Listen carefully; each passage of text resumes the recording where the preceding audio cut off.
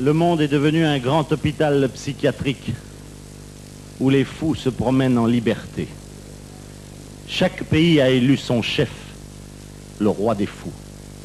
Et pour ne pas que les rois s'ennuient, on leur a donné des jouets, des petits soldats, des camions, des avions à réaction.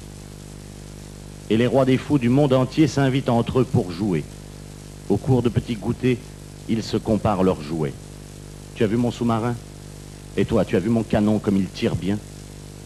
Tous les soirs, ils jouent très tard. Ils font la bombe. Ils poussent leurs petits soldats qui tombent sous les billes. Quand il n'y en a plus, ils les remplacent. Et puis les rois des fous échangent leurs jouets.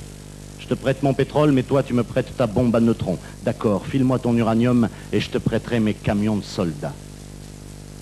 Et puis il y a des rois des fous qui n'ont rien à échanger. Pas de jouets, même pas de quoi manger. À 4 heures, ils ont droit à un petit goûter à partager en 3.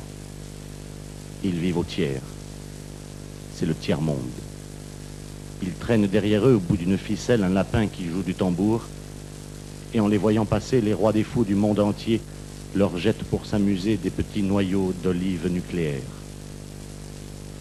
Et puis de temps en temps, il arrive un docteur qui veut soigner les fous. On l'appelle prix Nobel de la paix. On lui met une grosse médaille sur le cœur qui brille au soleil pour qu'on voit bien l'endroit où il faut tirer pour le tuer.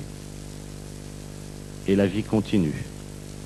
Les rois des fous du monde entier s'entourent de débiles qu'ils choisissent eux-mêmes. Le premier débile, le débile des armées, le débile des finances, ça s'appelle un gouvernement. Et dans le monde entier, les débiles donnent des conseils aux rois des fous pour gouverner les cons. Et les cons, cherchez pas dans l'histoire, c'est toujours nous. Mais si les cons du monde entier voulaient se donner la main, on obligerait les fous à ranger leurs jouets, leurs chars, leurs canons, leurs avions. Et nous pourrions enfin nous promener en paix sur les jardins de la terre qui sont si jolis quand on n'y fait pas la guerre.